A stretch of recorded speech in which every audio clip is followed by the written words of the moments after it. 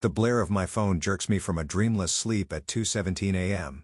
My security app flashes red with an urgent notification. Someone is at the greenhouse. My pulse quickens as I grab my keys and slip on yesterday's jeans, still crusted with soil at the knees. The drive to my property takes 11 excruciating minutes. My headlights catch the gate first, and my stomach drops. The padlock hangs uselessly, broken clean through. I park haphazardly, leaving the headlights on to cut through the darkness. My hands tremble as I push open the gate. Glass crunches beneath my boots like winter ice breaking.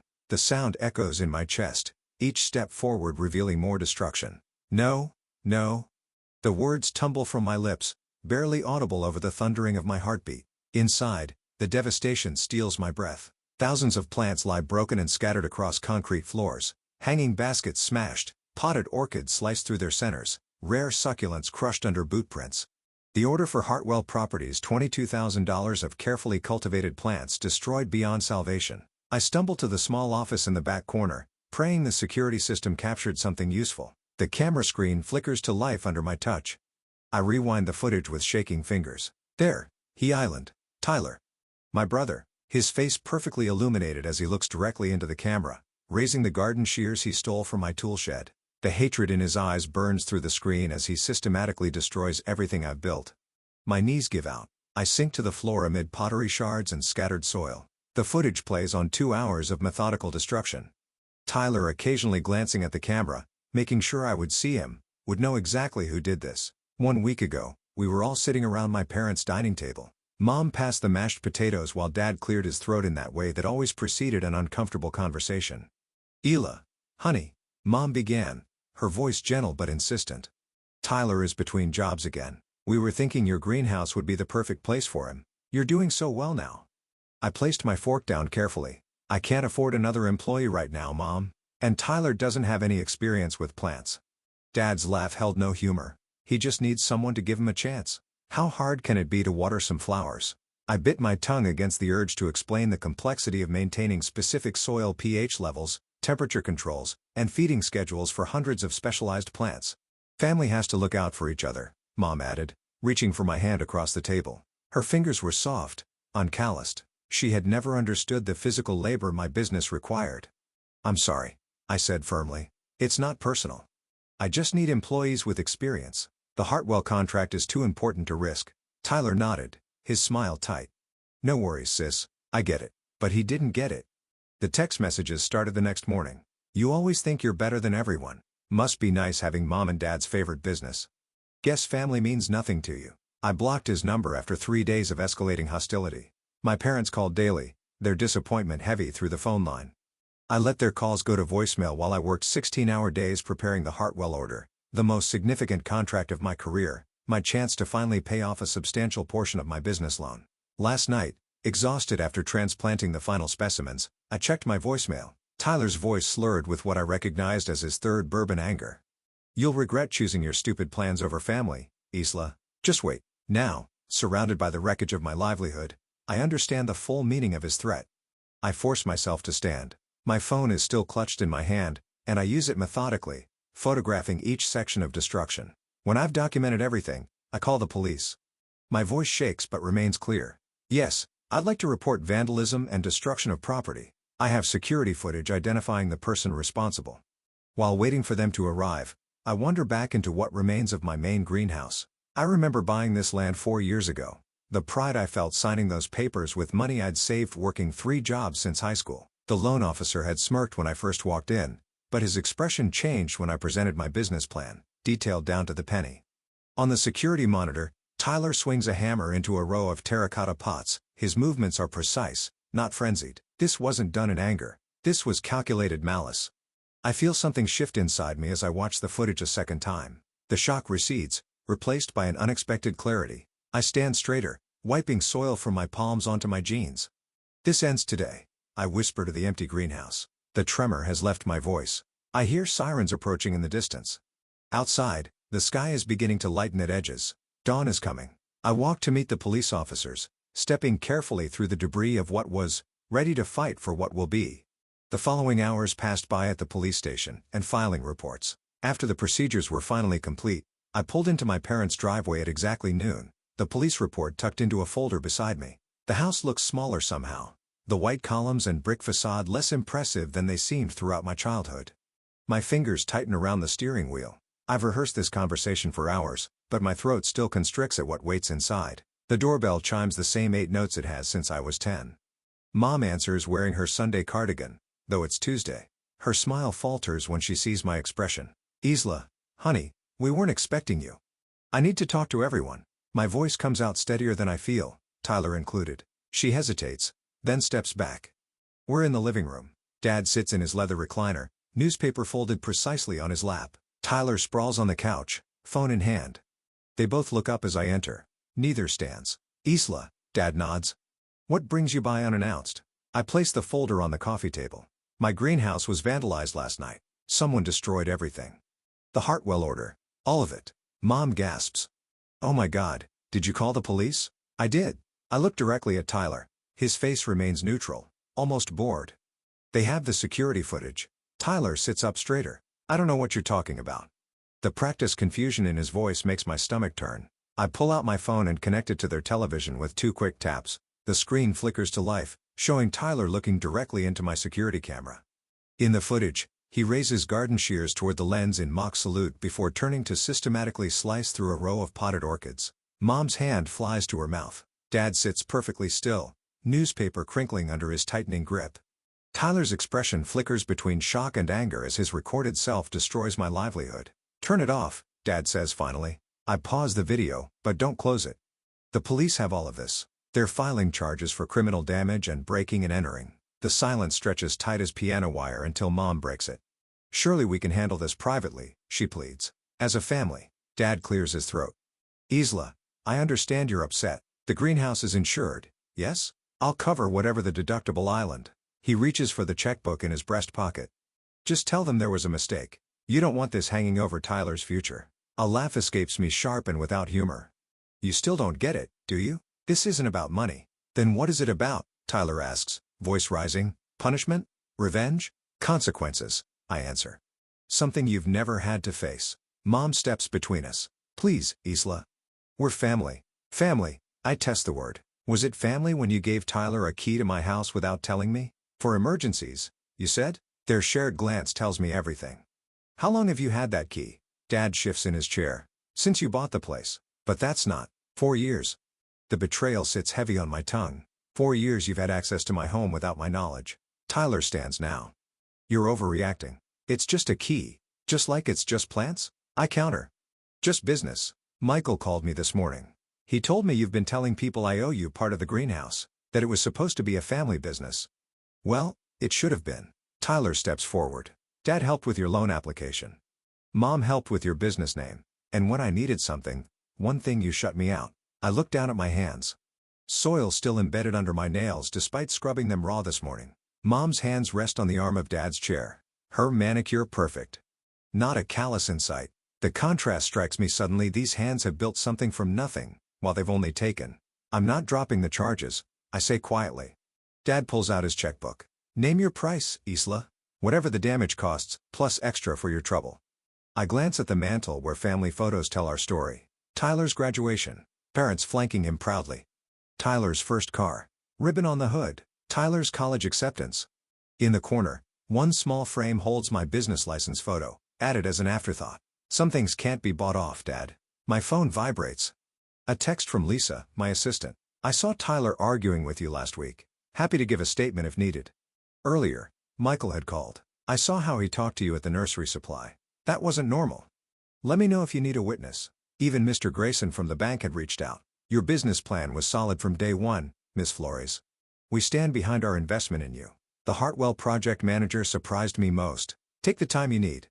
Your integrity is why we hired you. All these connections while I worked 16-hour days building something real. Where was my family then? I remember planting the first saplings on my property alone, muscles screaming, while they vacationed with Tyler in Florida. You don't understand what you're doing. Dad warns. This will change everything. Good. I tuck my phone away. Everything needed to change. Tyler's face contorts. The mask slips completely. You've always thought you were better than me, haven't you? Better than all of us with your precious plants and your self-made businesswoman act. Tyler, don't. Mom reaches for him, but he shrugs her off. You know what? I'm now. Spittle flying.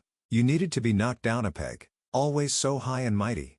Looking down on me because I don't want to work myself to death for minimum wage. Stop it right now. Dad stands, but it's too late. What were you going to do? Call the cops? Oh, wait, you did. Tyler laughs bitterly. Always have to do the right thing. Don't you, Isla? Mom turns to me, desperate. He didn't mean it. He's just upset. Even now, even with his confession echoing in the room, they shield him. I stand straighter, shoulders back. I never thought I was better than you, Tyler. I just worked harder. I gather the folder and my phone. On the coffee table sits a framed photo from last Christmas, the four of us in matching sweaters, smiling for the camera. I leave it facing down as I walk out. Behind me, I hear Mom start to cry. Dad calls my name once, then falls silent. The front door closes behind me with a quiet click that sounds like freedom. The first time I planted something that grew, I was 14. A science teacher handed out lima beans wrapped in damp paper towels. Mine sprouted first. While other kids forgot their plastic cups on windowsills, I carried mine home, checking it every hour. When that first true leaf unfurled, something inside me unfolded too. By 16, I sold potted herbs from a rickety card table in my parents' driveway. $20 profit that first weekend. I kept the cash in a coffee can labeled Greenhouse Fund while my classmates spent allowance money at the mall. You're really going to save for 10 years? Dad laughed when I showed him the zoning requirements for agricultural business property. That's not realistic, Isla. In the kitchen, Mom patted my shoulder. It's a lovely hobby, sweetie. The next day, Tyler drove home in his graduation present a glossy red Mustang that cost more than my entire savings goal. I watched from my bedroom window as Dad handed him the keys, both beaming with identical grins. That night, I applied for my second job stocking shelves at the hardware store. For 3 years, I worked mornings at the coffee shop, afternoons at the hardware store, and weekends at the garden center. I slept 4 hours a night and took online business courses during lunch breaks. When customers complained about soil under my fingernails while I served their lattes, I smiled and apologized. Every tip went into the coffee can. The loan officer, a man with shiny cufflinks and a Harvard diploma on his wall, barely glanced at me when I first walked into his office. I was 22, wearing my only blazer and carrying a binder held together with duct tape.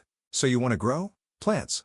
He flipped through my business plan without reading it. I want to build a specialized greenhouse focusing on drought-resistant ornamentals and rare specimen plants for high-end landscaping contracts. I kept my voice steady. The words practiced in front of my bathroom mirror for months. His eyebrows lifted. Let's see your projections. 3 hours later, he approved the loan for half my requested amount. It's the best I can do for someone with no business history. Take it or leave it. I took it, knowing I'd need to build the first greenhouse myself. The land I purchased sat 10 miles outside town. 27 acres of overgrown field with poor drainage but good southern exposure. The previous owner had abandoned it after failing to develop a subdivision. I got it for 30 cents on the dollar. That first year broke me down and rebuilt me. Every morning before my shift at the coffee shop, I cleared rocks and pulled stumps. Every evening after the hardware store, I dug drainage trenches by headlight. I slept in my truck most nights, too exhausted to drive home, using a tarp as my blanket. Rain soaked me. Sun blistered my shoulders. Mosquitoes feasted on every exposed inch of skin. Tyler visited once, pulling up in his Mustang while I was laying irrigation pipes. This is what you're killing yourself for? He gestured at the muddy field, the stack of lumber, the single frame wall I'd raised. Looks like a whole lot of nothing to me. I straightened, wiping sweat from my forehead. It's not nothing to me. Whatever, he shrugged, hands in his pockets. Mom wants you to come to dinner Sunday. Dad's golf buddy is bringing his son. She thinks you'd hit it off, but can't. I'm pouring the concrete foundation. He rolled his eyes. You know they worry about you, right? This isn't normal. This isn't. I turned back to my work without answering. He left tire marks across my newly graded driveway. The first greenhouse took shape over autumn. A landscaper named Michael stopped by one afternoon when I was struggling with the roof beams. Want a hand? He asked, already rolling up his sleeves. We worked until midnight, securing the polycarbonate panels against winter winds. Afterward, we drank lukewarm coffee sitting on upturned buckets. Most people hire contractors for this kind of work, he said. Most people have more money than determination. I flexed my blistered hands. I have plenty of the second. During winter storms, I slept on a cot inside the greenhouse, afraid the structure wouldn't hold against the wind. When pipes froze and burst, I spent 3 days replumbing the entire system.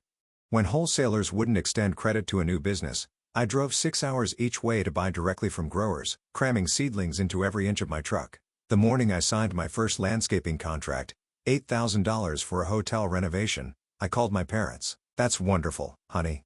Mom said, distracted. Tyler just got a promotion at the insurance office. We're taking him to Whistler to celebrate. I'd invite you, but I know how busy you are. I hung up and stood alone in my empty office, a metal desk inside a shipping container surrounded by invoice copies and growing schedules pinned to plywood walls. Outside, thousands of plants flourished under my care.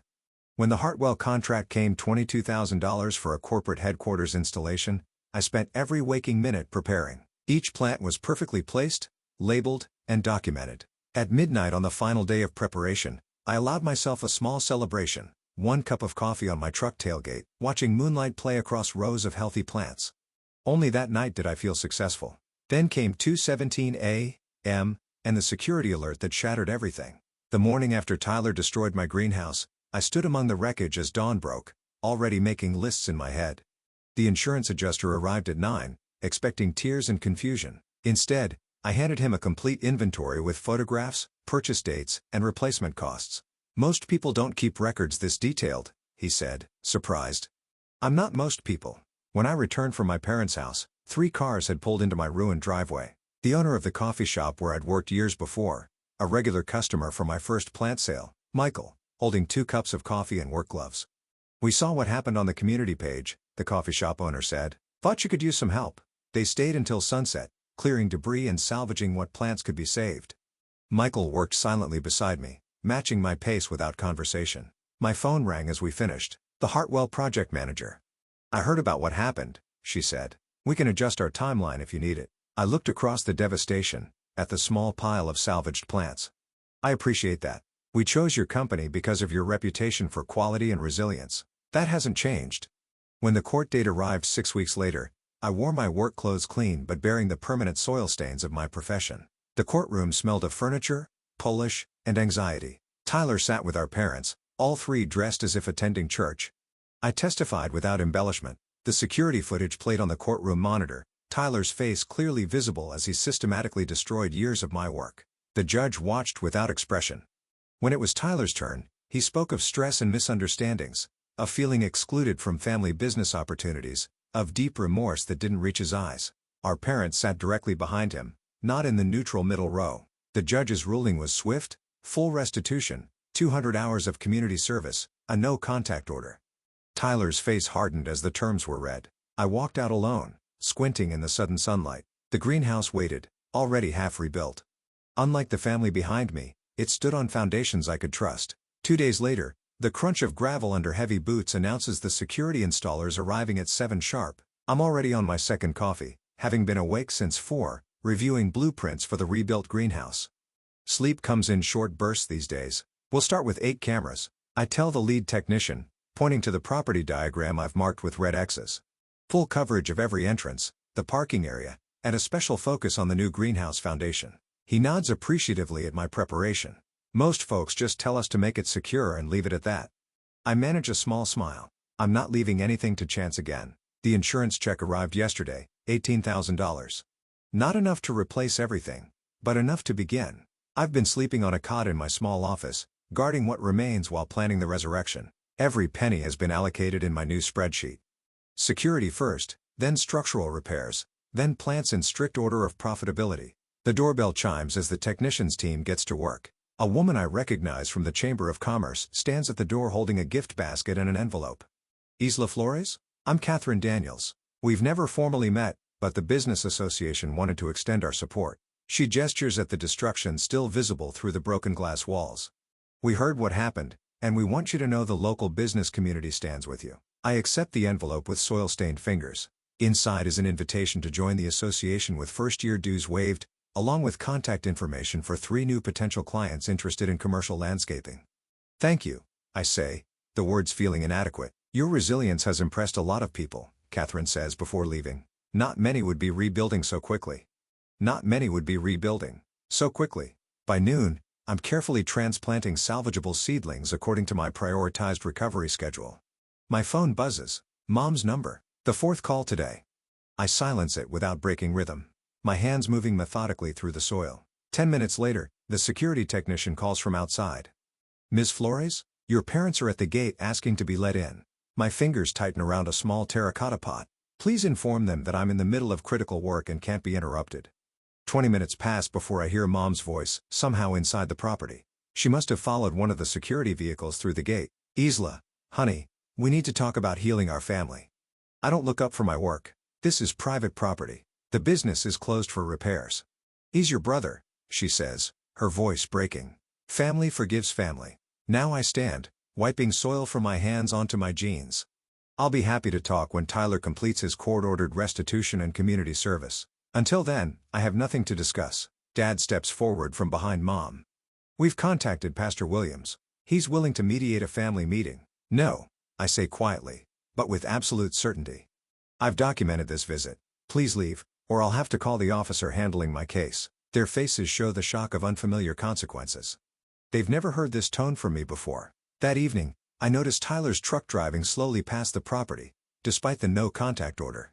I photograph the vehicle and forward it to my lawyer without emotion. Each violation strengthens my case. Each documented instance builds the wall between my past and my future. Later, I find 3 new 1-star reviews online for my business, all posted within an hour. The writing style matches Mom's Bridge Club friends. I flag them as harassment without reading beyond the first lines. The next morning, Michael arrives with coffee and bagels. What started as professional landscape architecture consultations has evolved into something neither of us has named yet. The new greenhouse frame arrives next Tuesday, he says, consulting his tablet. I've confirmed with the manufacturer. I nod, allowing myself a moment to appreciate how he remembers every detail without being asked. I'm hiring 2 assistants next week, part-time to start. He looks up, surprise evident.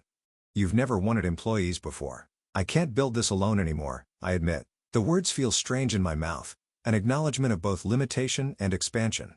And the Westridge corporate contract needs more hands than mine. The Westridge contract? When did that happen? This morning. They called after seeing that article in the Business Journal. I hadn't sought publicity, but a reporter had found the court case and turned it into a story about small business resilience. Michael grins. That's twice the size of Hartwell. I know. For the first time in weeks, I allow myself a genuine smile. I'm making the first extra loan payment on Friday. We walk the property together, discussing placement for the expanded growing areas. The old greenhouse foundation has been cleared, ready for something larger and stronger. Through the chain-link fence, I notice several members of my parents' country club watching us with uncomfortable expressions. News travels fast in this town. Your mother called me yesterday, Michael says casually, testing a support beam. I freeze. What? Asked if I'd talk some sense into you about dropping the charges. Seemed shocked when I said you were making the right decision. The familiar pressure builds behind my eyes, but I blink it away. They'll try everyone eventually. Thank you for what? For not needing an explanation. That evening, I receive a text from an unknown number. One of my employees from last season asking if positions are still available. Then another from a local supplier offering credit terms to help with the rebuild. I sit at my makeshift desk, surrounded by growing signs of recovery. Security cameras now monitor every approach to my property. New relationships with neighboring businesses ensure multiple eyes watching when I'm not here. The greenhouse frame scheduled for delivery. 2 new employees starting Monday. The Westridge contract signed and filed. Tyler took what I had built, but in doing so, he forced me to build something stronger. I review my planting schedule one last time before allowing myself 6 hours of sleep, the most I've scheduled since that night. Tomorrow brings another day of calculated growth, another day of boundaries maintained. Another day of rebuilding not just what was, but what should be. For the first time since the destruction, I fall asleep without checking the security cameras first. After 6 weeks of boundaries and unanswered calls, Mother's text arrives as I'm finishing inventory. Family dinner tonight, 7 p.m., time to make peace. I read it 3 times, stomach tightening. This feels like another ambush, but avoiding them forever isn't the solution. You don't have to go, Michael says when I call him. But if you decide to, I'm coming with you. I'm coming with you. I decided to go, but I am bringing all other evidence of my brother's harassment. That evening, his steady presence beside me as we pull into my parents' driveway steadies my breathing. The house looks exactly the same: pristine lawn, polished brass knocker, autumn wreath perfectly centered. Mom opens the door before we knock, her smile too bright. Isla, sweetheart, she embraces me stiffly. Her perfume, the same she's worn for 20 years, tickles my nose. And you must be Michael. So nice to finally meet you, and Timmy say. The dining room glows with candlelight. Mother's best china gleams on the table, alongside crystal water glasses that appear only for special occasions. Dad stands by his chair, forcing a smile that doesn't reach his eyes. Good to see you, princess, he says, Using my childhood nickname for the first time in a decade, something feels off. The table is set for 5. Then I hear footsteps from the kitchen. My body tenses before my brain fully registers. Tyler. He steps into the dining room holding a casserole dish, wearing an expression of practiced humility. The restraining order explicitly states he must stay 500 feet away from me. What is this? My voice drops to a dangerous calm. Now, Isla, Mom interjects quickly.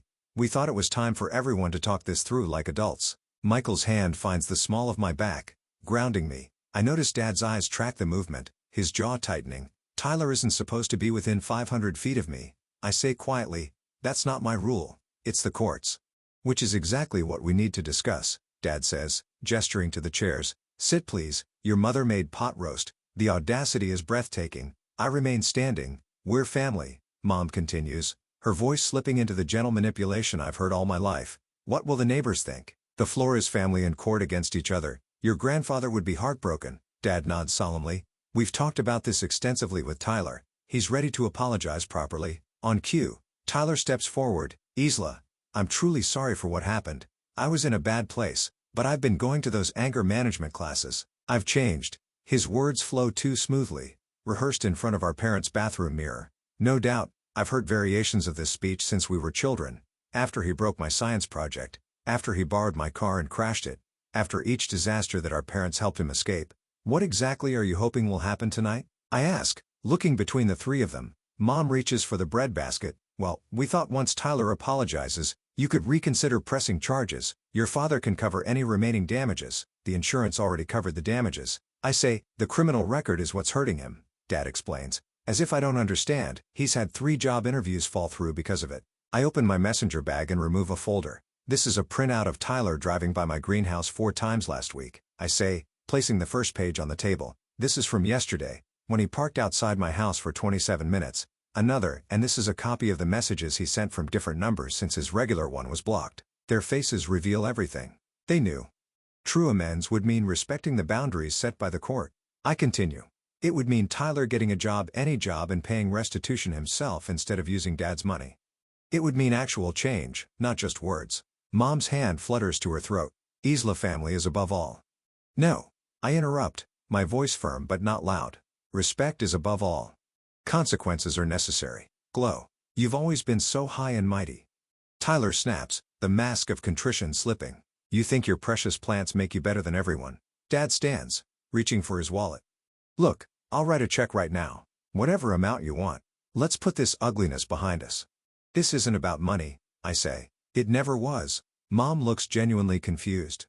Money and appearances have always been their solution to everything. I stand straighter. When you're ready to respect my boundaries, the legal ones, and the personal ones, I'll be here.